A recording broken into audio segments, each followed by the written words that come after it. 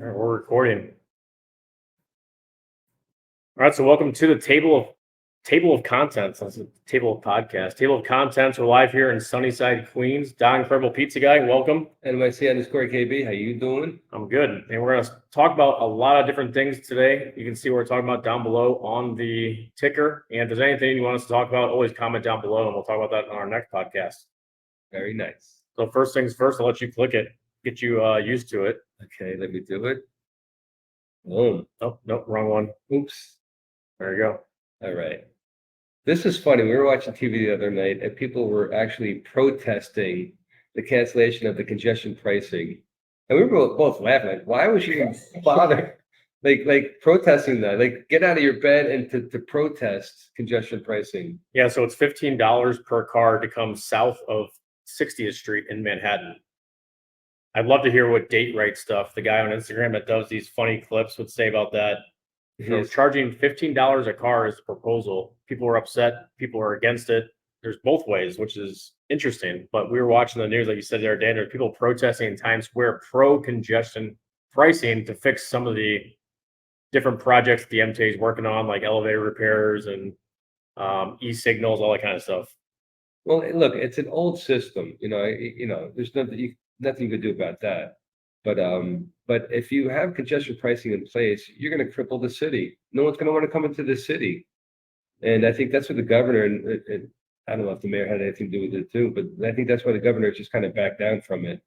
So they're going to just do shifts with something else now. Yeah, very interesting that they put it on hold indefinitely just a couple days ago, Governor Kathy Hochul. So we'll see what happens. Are you pro or against congestion pricing? You look like a pro congestion pricing. Yeah, that was ridiculous. That shirt on today was like, I can see you down there in Times Square with that shirt on. You see me in Times Square, but having a margarita or something. Yeah. Yeah, people trying to get $15 per car. So it's $15 per car to enter to Manhattan, and there's so many taxes and tolls just to get into New York City already, or leave New York City when you're going to New Jersey, or just any of the bridges that you go through. There's a couple free bridges like the Queensboro Bridge, Brooklyn Bridge, and Manhattan Bridge. But other than that, you're paying a toll. You're paying a lot too. Yeah, a lot of money. And that goes into effect with all the other delivery services that affect small businesses. And now they're thinking of coming after small businesses for another added tax. Yeah, that's another way to cripple the city. So either way, like we're doomed. Yep. Because if you start doing that, then depending on how much you're going to charge, but if it's a considerable amount, then you're going to affect some businesses for sure. Yep. So the big outcry has been against it, but there's some people that are for it. And if you're for it, let us know why. I'd love to really hear the other side of the coin on this one. Yeah, me too. All right, and we're gonna move. The next thing is Dr. Pepper. One of our favorite drinks here at Philomena. Dr. Pepper has moved into number 2 overall in the soda rankings across the country. How do you feel about that? Well deserved. I guess Coke is number 1. Coke is number 1. Dr. Pepper number 2. I think it surpassed Pepsi. Yeah, as well it should. Yeah. I mean, all right. You ever do the Coke and Pepsi challenge? They taste the difference. We need to do that next time on the podcast. Yeah, we got a Coke, a Pepsi, and Dr. Pepper, and we'll see. I can never tell. Someone says, "Oh yeah, it has more spice or it has less this." I'm like, I don't know. It tastes exactly the same to me. Yeah, you think it's gonna be easy, then you try it, and you're like, it's not as easy as it seems. So we did it once here with like Dr. Pepper. Was it Dr. Pepper cream? Yeah, the new one they released. Yeah, we do these silly things every once in a while. We should bring that back for these podcasts. Yeah, we'll do it next week on the podcast. We'll bring a Coke, Pepsi, and Dr. Pepper. They gotta be cans though, because I feel like the bottles taste a little bit different. I was talking to Giselle and Iris's mother, Iris's if that's her boyfriend. She was saying that there's a difference in flavor between the 8-ounce can to the 12-ounce can. Wow. And because she said, the reason why she said this because sugar. I don't know. It's processed differently. Who knows? Interesting. Maybe a different plant. Because I had my coconut water. I had the big one. Yeah. I drink this coconut water that I love. Coco Loco. It is the best coconut water. I get the big one. Don't show it though. It might get restricted on here, like TikTok Thrasher did. Yeah, right. Well, I don't have it, so it's okay. But they don't have the big ones anymore at the Stop and Shave, so I got a smaller one, and that is a different flavor. it's a little on the sweeter side, and I don't like it. So you can definitely tell. I could tell, yeah. So I could tell the difference between that. Giselle's mother's, Giselle's boyfriend's mother can tell the difference between an 8 ounce and a 12 ounce can of Coke. And yeah, so there's differences you could definitely taste if you're so, but I cannot tell the difference between a Coke and a Pepsi. I prefer Coke over Pepsi. I can tell the difference a little bit. You Yeah, can? yeah. All right, yeah, I can't, but Well, I'll be interested to see if I'm blindfolded, can I still tell the difference? I think once you take, unless you like cleanse your palate, drink water that tastes the other one. Mhm. And I think that would probably be the better way to do it. Yeah. Because I mean, once you have the one, you really can't tell No. this on the second one. Nope. I agree. 'Cause it's already on your taste buds, on your tongue. Yeah. Which moves into the second thing we're going to talk about, a healthier alternative, which people think poppy soda, the lawsuit that was on the news recently. A California woman has filed a class action lawsuit with poppy soda, saying that it's false advertising of its prebiotic functionality. So I think it's only 5 grams, and a regular canned soda is like 30 grams of sugar. And she's saying that it's not as healthy as you may think it is. So it's interesting because it's such a popular drink now that a lot of people are turning to that as an alternative to, save some pounds, but also consume less sugar. And they're saying that the amount of natural cane sugar in this drink is far beyond like the recommended dosage. Which blows me away, because what's in a can of Coke? Corn syrup. That's 10 times worse than cane sugar. Right. So like where are they getting these facts from? How do you make sense of these facts? Because if one's worse than the other, if cane sugar is worse than corn syrup, then like we're all doomed. And the other ingredients that are in there, it says at most 5 grams of sugar, and it contains agave, inulin, and apple cider vinegar, which are said to both work as a prebiotic and probiotic.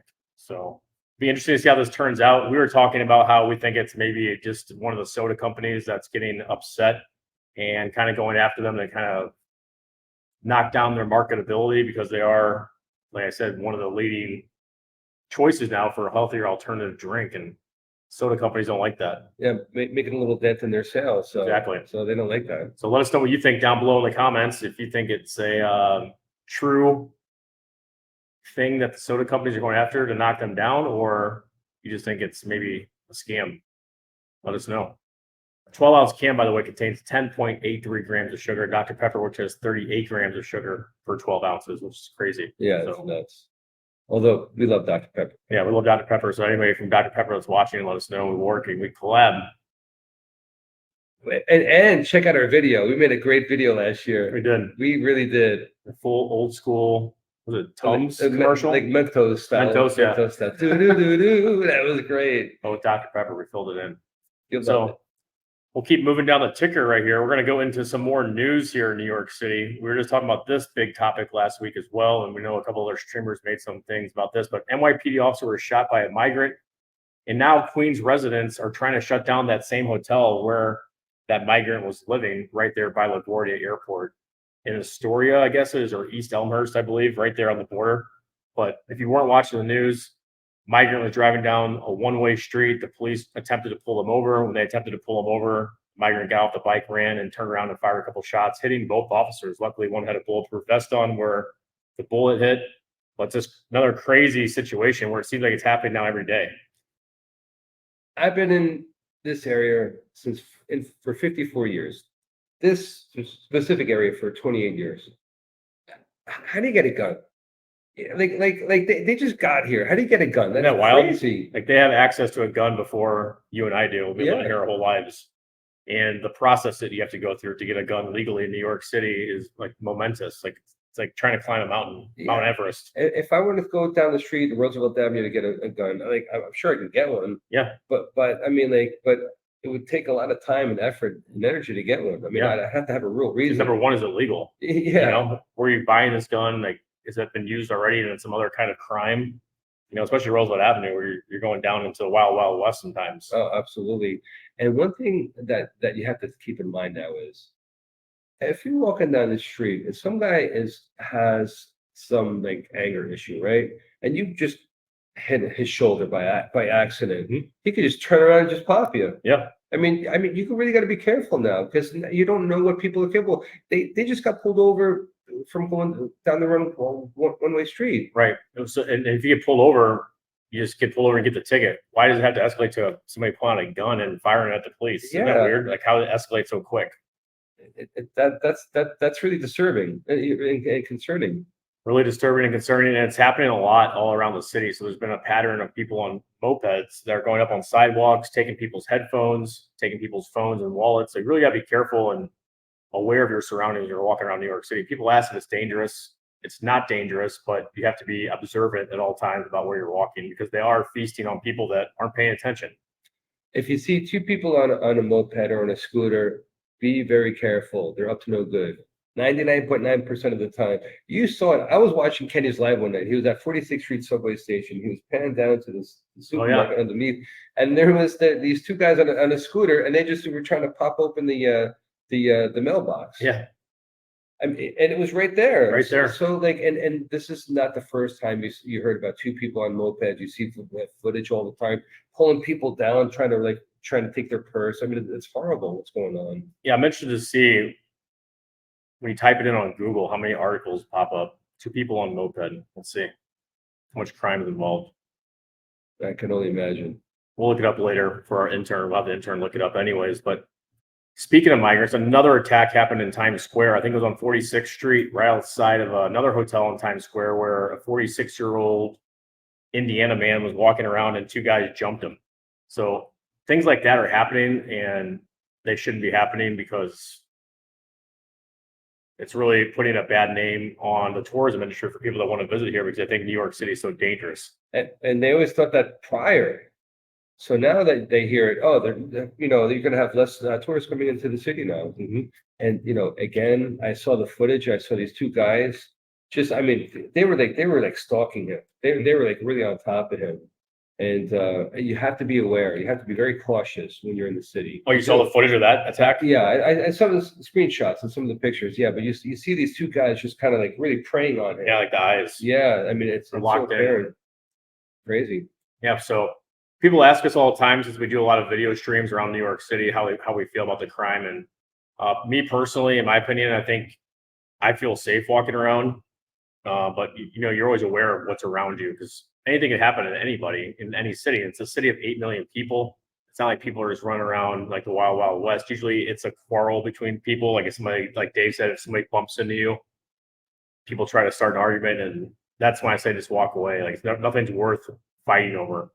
Absolutely. You don't know what the other person has on them, You don't know you don't know what their mindset is anymore. Exactly. Like even down the street, I don't know what happened there, but there were these two girls that were fighting and one stabbed the other one. And she was like 16 years old. Yeah.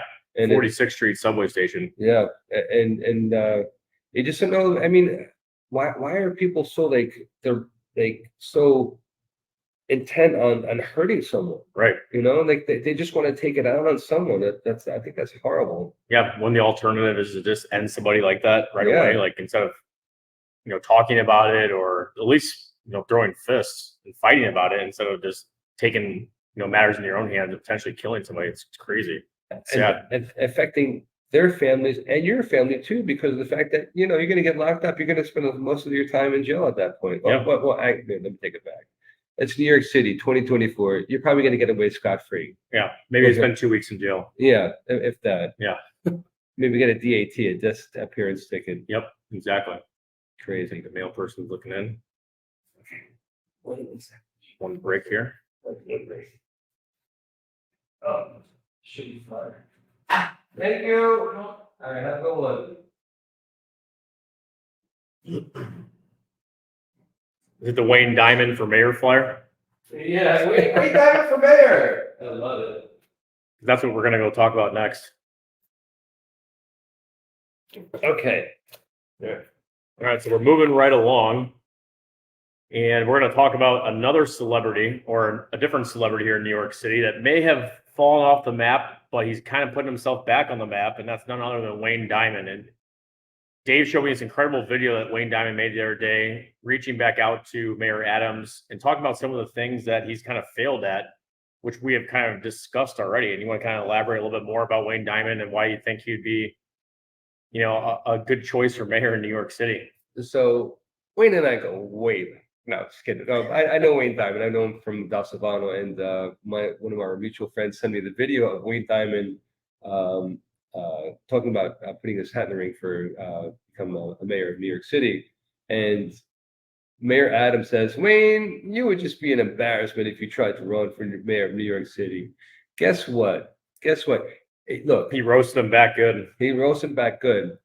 But not only that, you got to be crazy to take the role of being a mayor of New York City. And Wayne Diamond is crazy enough to do it. Hey, he hits the check mark on that one. 100%. And look, and he's dedicated, and he could be devoted to cleaning up the city and bringing it back the way it used to be. He didn't run away. He's here in New York City. Maybe he goes out of Florida every once in a while, but still, he's a resident of New York City. He loves the city. He's about the city, and he hates what's going on, like we all do. So I really feel like if Wayne Diamond runs for mayor, I'm not going to just vote for him. I'm going to support him as best I can. You know what? As a matter of fact, I'm put his picture in the window. Wayne Diamond for mayor before everyone else does it, before everyone else hops on the bandwagon. Yep. And then the slogan is going to be crazy enough to do it. You know what I mean? Like he could do it. Wayne Diamond for mayor. Do you hear that, Wayne Diamond? So if you have a 8x10 or whatever size poster that you want, ship it out here to 4116 Queens Boulevard, Philomena's Pizza. I want to be the first one to have it in my window, Wayne. We're going to be the first one to hang it in the window. So Wayne Diamond, did you hear that? Let us know. Wayne Diamond for mayor. Yeah, baby. And if you don't know who Wayne Diamond is, you kind of want to tell the viewers out there, because we have a lot of viewers from around the world and around the country. Who is Wayne Diamond and why is he a celebrity? All right, so Wayne Diamond is New York City, as far as I'm concerned. But Wayne Diamond is like a fashion mogul. I don't know that much about his backstory, but what I know about him is dude's a rock star.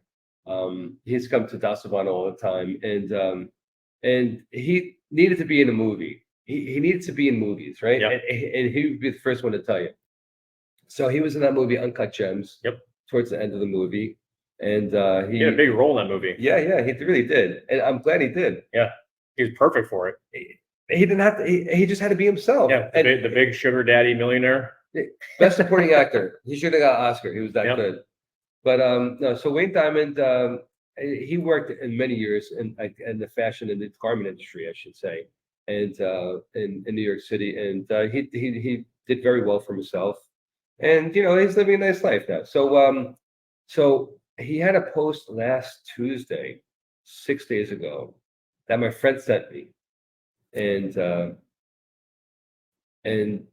my friend actually said, "Hey man, I'm so sorry to hear about Silvano. Like, what about Silvano?" Yeah. And then he said, "Oh, I saw Wayne Diamond's posting that someone had passed," and that's how I know Wayne Diamond through Da Silvano, but.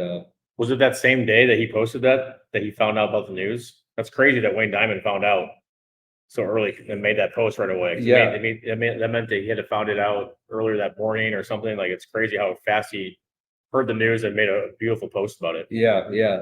He must have. He had just been right at the, right when it actually happened, or notified when, after he passed. Probably one of the first people. I don't know the whole details. Maybe his daughter Layla reached out to him and then he posted up. And so Silvano Marchetto was a restaurateur, Da Silvano, 41 years in the heart of Greenwich Village, and his legacy has to be recognized because he was one of the most famous restaurateurs in all of New York City, as far as I'm concerned, as far in Italian cuisine. In 1975, when he busted on the scene, it was spaghetti and meatballs, white and red chicken tablecloths, all that stuff. He brought ossobuco, he brought gnocchi, he brought like all these things, puntarelli, wild Roman chicory. He brought all these different and authentic dishes to New York City, and he deserves more credit. He deserves a lot of credit, as a matter of fact. I think when people pass and then we forget about them or remember them every once in a while. He has such a strong legacy. This legacy has to live on, and he has to be recognized somehow. So I want to get more people to talk about Silvano. I want to hear the stories. I want to hear all the stuff about him. But he needs to be recognized as one of the greatest restaurateurs in all of New York City. But we have to document it because no one's really talking about it. There was an article in December in the New York Times called "Desperately Seeking Dal Silvano," and it was a great article. And I remember, all the points that the writer made. But and I was happy to hear and happy to be reminded of Silvano. We kept in contact with Silvano. As a matter of fact, Silvano would pop in my live streams on TikTok. On TikTok. And it would be really fun to see. He would comment. And one time, this is funny. De Niro came in years and years and years ago, and Marcello, one of my friends, my older friends that worked at Dal Silvano, he said that he gave me this whole story of when De Niro came in. He was really cranky, and then he ordered the tagliatelle bolognese, didn't like it, send it back. He ordered the branzino, didn't like it, send it back the Negroni that he was drinking, and he sent everything back. So Silvano said, "You don't know how to eat. Get the hell out of my restaurant," which wasn't true. So I was telling the story because from what Marcello told me, but when Silvano heard this, no, it's not true. That's not how it went down. And then he elaborated, and it wasn't the big blown out story that it had become. But Silvano was doing that all on TikTok, and I was really having a lot of fun with him and seeing his name pop up. And sadly, Kenny and I have been trying to do this for a long time. And right at the beginning of the year, we're going to do the podcast, and now it's June 10th. So 6 months have flown by, and I wanted to have Silvano as one of our first guests. And I reached out to him, and he really loved the idea, and he was really thankful.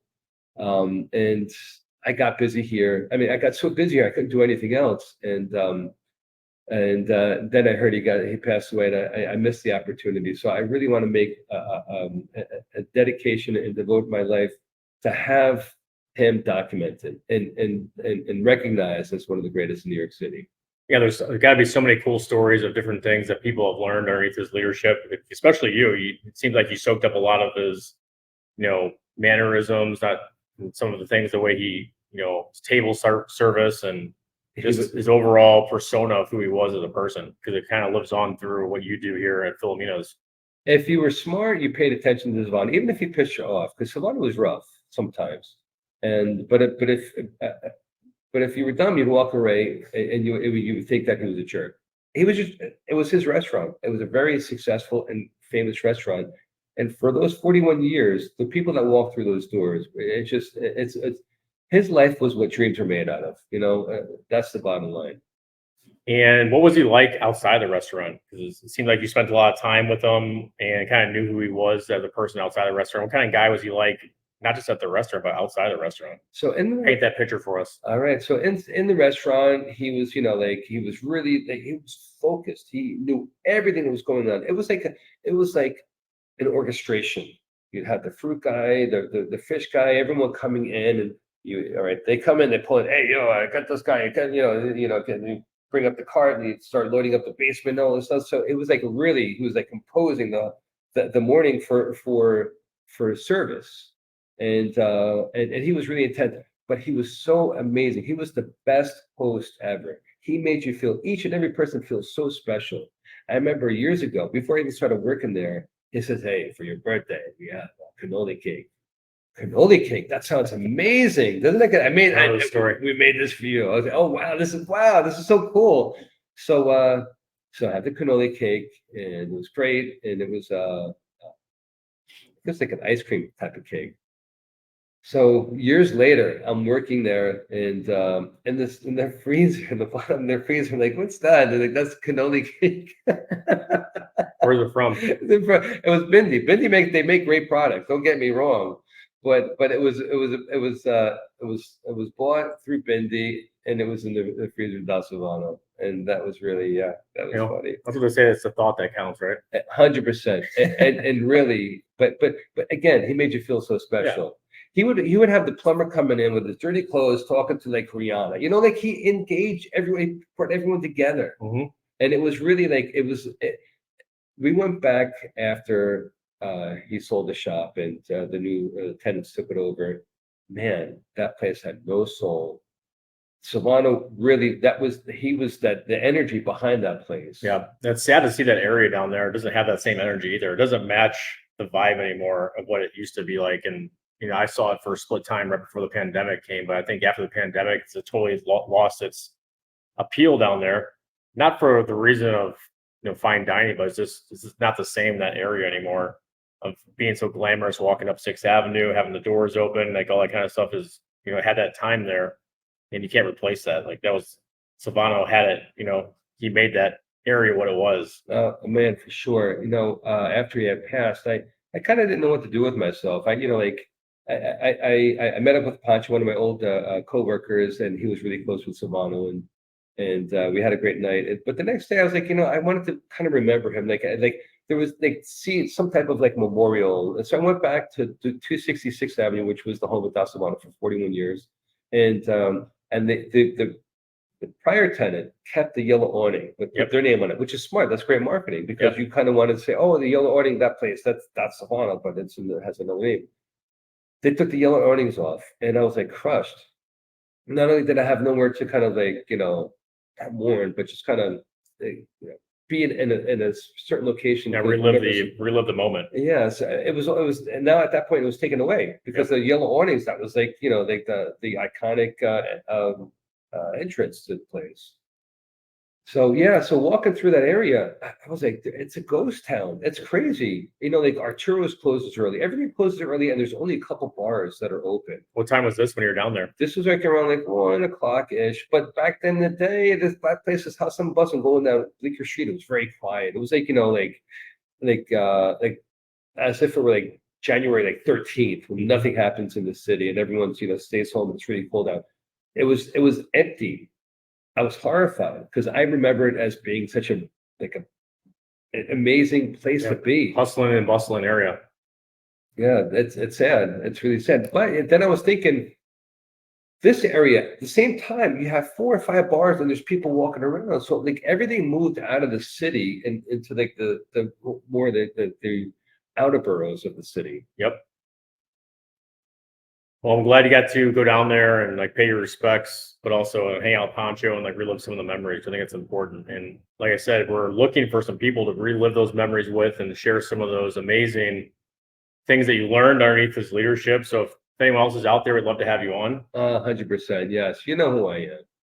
You know who I am. We used to work together. Hey, remember me? I used to serve you. Hey, like a great example would be Wayne Diamonds. Right. During Hurricane Eileen. Oh, he'd be great on here, Wayne Diamond. Oh, he'd be so funny. If we had Wayne Diamond in here, we could talk about this forever. And we can also talk about how many restaurants he got kicked out of too. Over under 10. Over. You think so? Oh my God. He and John Rover, got kicked out a lot of places. But Hurricane Eileen, we had a table of 6 of tourists, right? Yeah. And he was in town, and we were all hanging out at the Cantonette, the Silvano Cantonette. I worked on that side, and that had the bar. And man, I just couldn't control him. I have pictures of him behind the bar. Oh my God, going back behind the bar. And first, the tourists were like, they thought he was funny, and then they just got so insulted, and they finally left. Just to get to the next level. All right. Yes, absolutely. Okay. That's funny. Well, Wayne Diamond, we're looking for you. So come on out here. You can start your mayoral campaign right here from Philomena's in Queens. You need the borough of Queens behind you. Yes. We got you. Got you. All right. On to other sports news. We're going to talk about Caitlin Clark, who's been the face of women's basketball ever since she was at Iowa and got to the national championship where they lost to South Carolina. But Caitlin Clark's been in the news recently because the U.S. women's team did not select her to be on the team. And we saw that Dave Portnoy rant the other day, which is pretty funny. He's right spot on, right? Oh my gosh, 100%. Hit the nail on the head. Boom. Yeah, she's putting people in the seats. She's getting more notoriety about women's basketball, yet she wasn't selected to be on the team. And I think there's a little bit more behind the scenes as to why she wasn't selected. But at the end of the day, you have to put someone like that on the team. Even if she's not going to play the full game, put her in the game, put her on the roster. I mean, she's the most celebrated. She's a freshman too, right? Yeah, rookie year. What is that? That's amazing. You have to put her on the team. What are you thinking? Like I was talking to Manuela, who plays basketball. She works here, and she was saying that there was another girl that was jealous of her. Angel Reese. That's right. You know these things, right? I love it. Okay, so Angel Reese was like following the beef online. Wow, this is good stuff though. So one of her team, Angel Reese's teammates, they kind of shoved her down. I didn't realize how severe it was. We shoved her down, and Angel Reese was like celebrating on the other side. Yeah. So look, if you play in a team, like for example, if someone gets beat, right? Like in baseball, someone gets beat at bat, your pitcher's got your back. Oh yeah. You know, like the same thing should be said with basketball too. You look, you You're did gonna take that out your take player? yeah, Yep. you protect your players. Yep.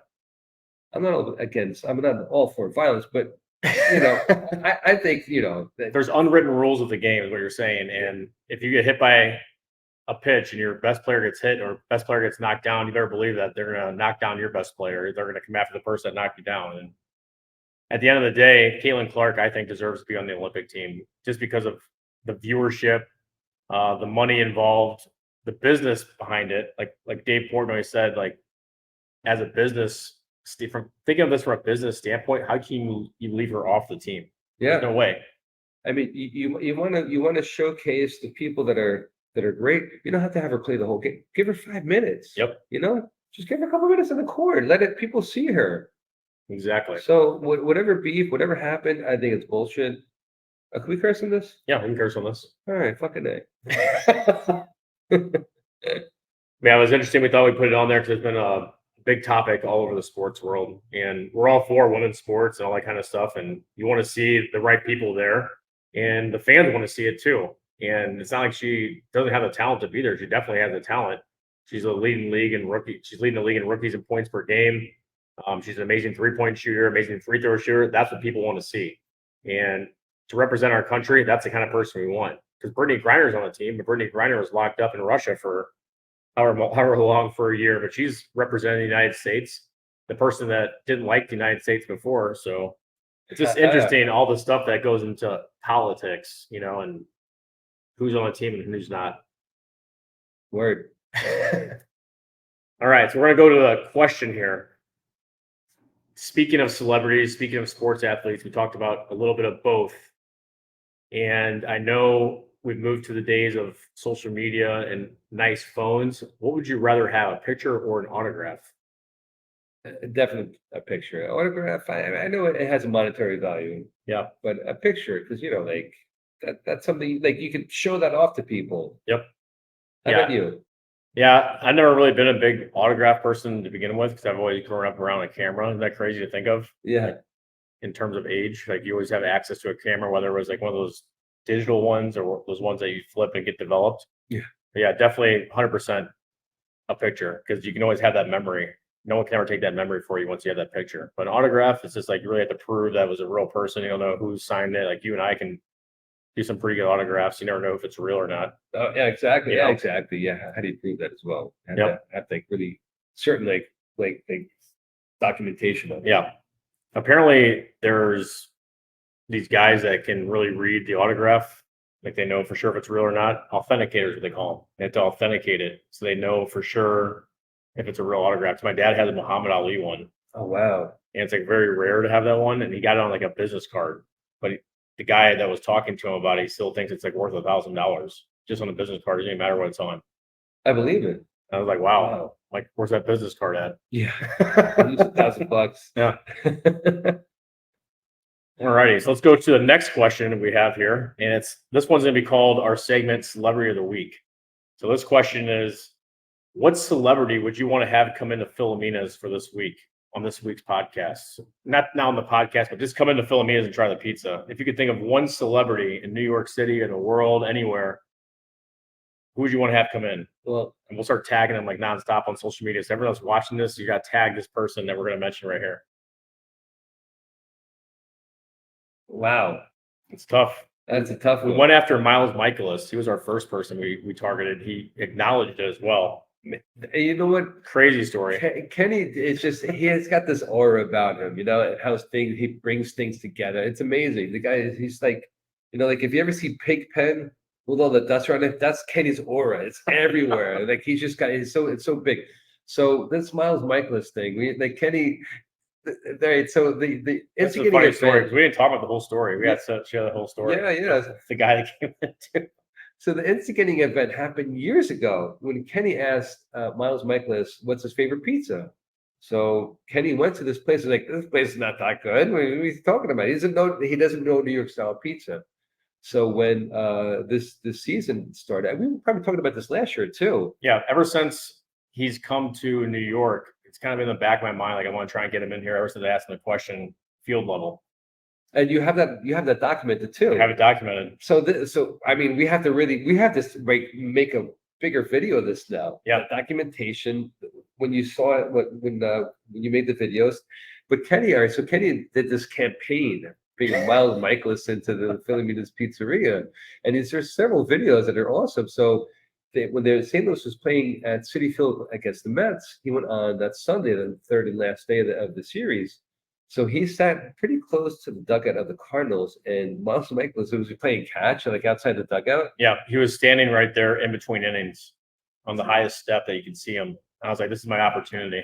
So Kenny, all right, so Kenny got up and you waved to him. Yeah, I go, what did I say? I said, where's Miles? Because I said we said that in all the videos. I said, where's Miles?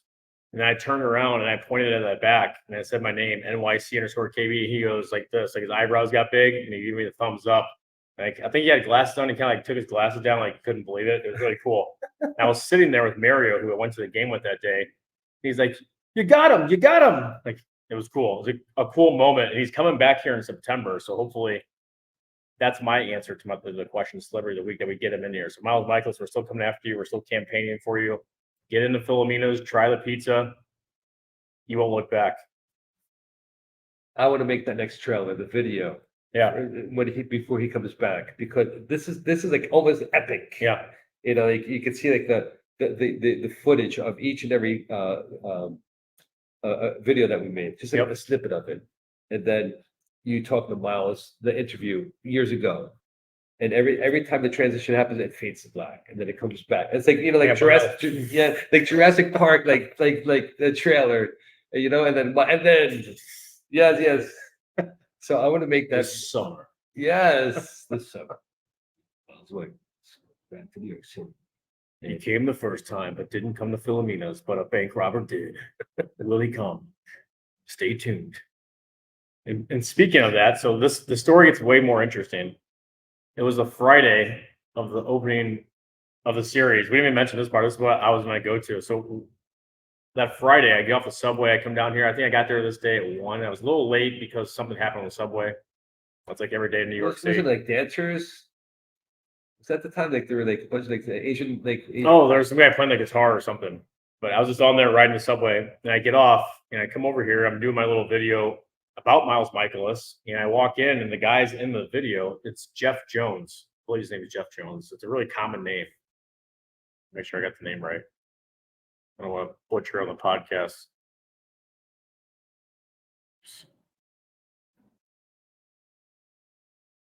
Yeah, it's Jeff Jones, Cardinals beat writer.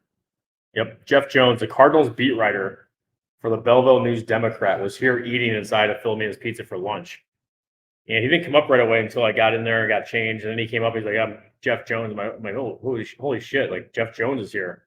Like it's a Cardinals beat writer. I sent all the pictures to my friends really quick. And they're like, wow. And then I asked him, like, how did you find out about it? I saw it online. I saw the post on TikTok. I'm like, that's amazing. He's like, I'm staying in Jackson Heights. And I thought, easy spot to come to. Looks like the most normal guy wearing his like basketball shorts and a t-shirt, chilling, eating pizza. He says, great. So it was nice to have somebody come in. And that's the person you kind of want, is the beat writer, because he has access to all the players. He's interviewing all the guys. The liaison. Yeah.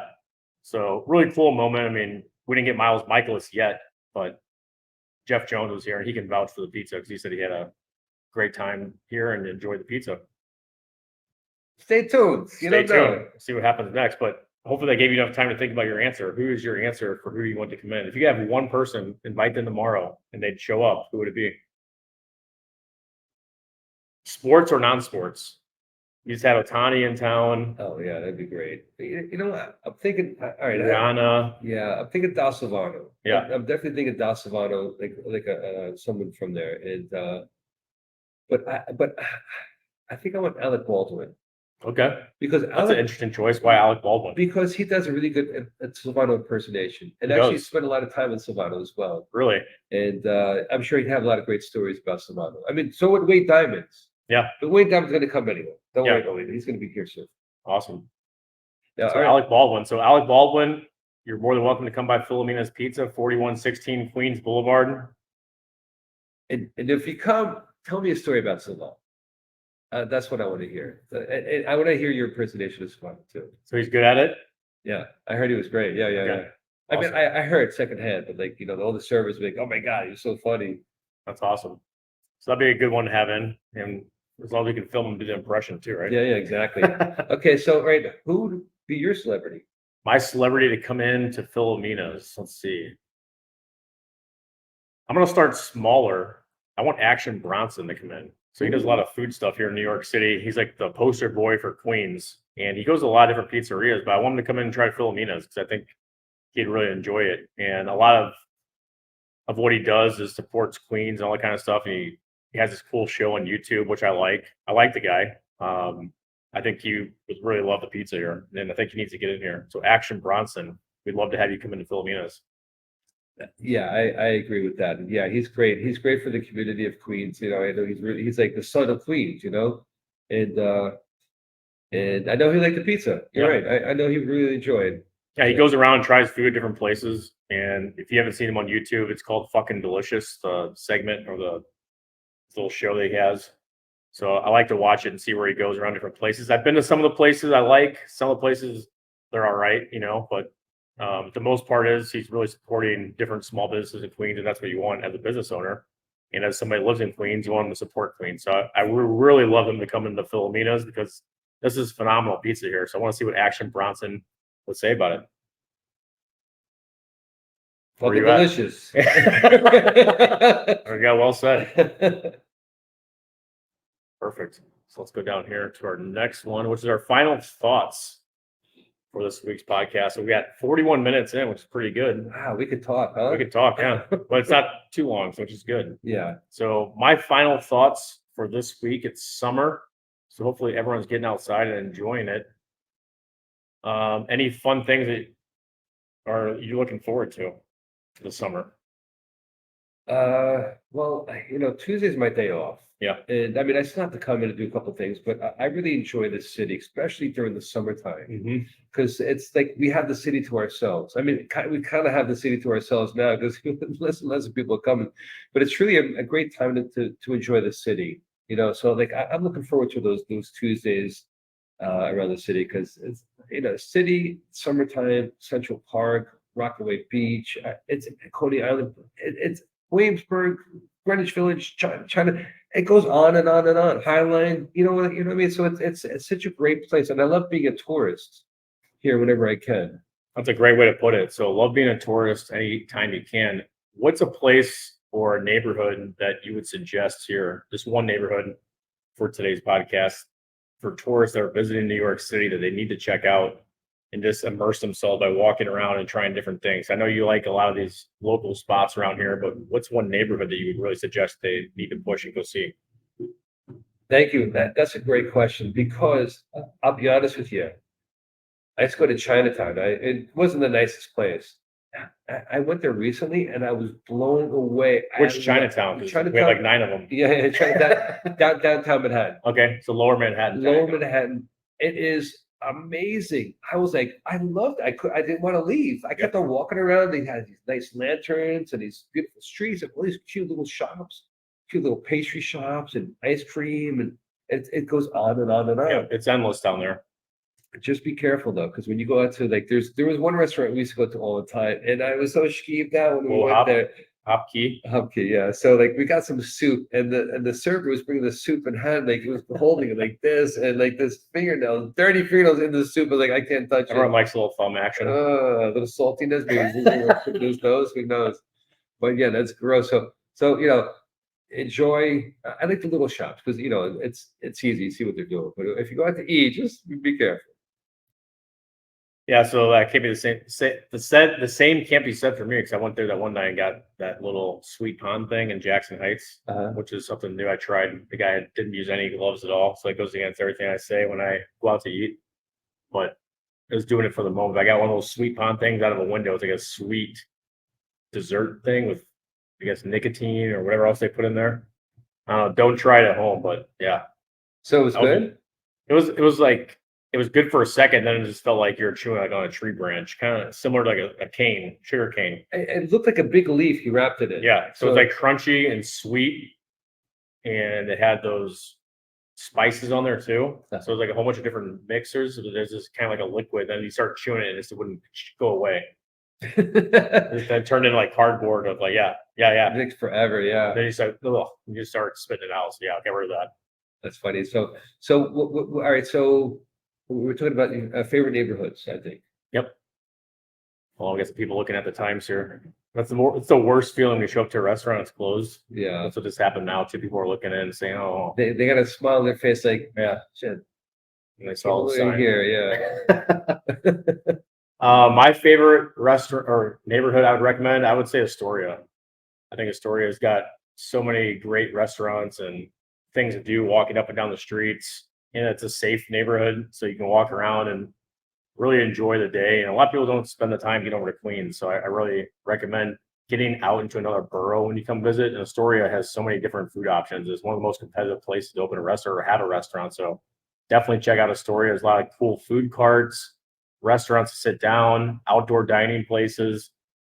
One of the best neighborhoods out there. If I could move somewhere, I'd probably move to Astoria if the trains are working. I mean, sometimes it's hard to get over there with the trains. I hear a lot of people that live there say that's the worst part. On the weekends, they do a lot of repairs. And it's hard to get in and out of Astoria. Yeah, I agree. I know of that. Man, I'm with you on that. I love Astoria. Yeah.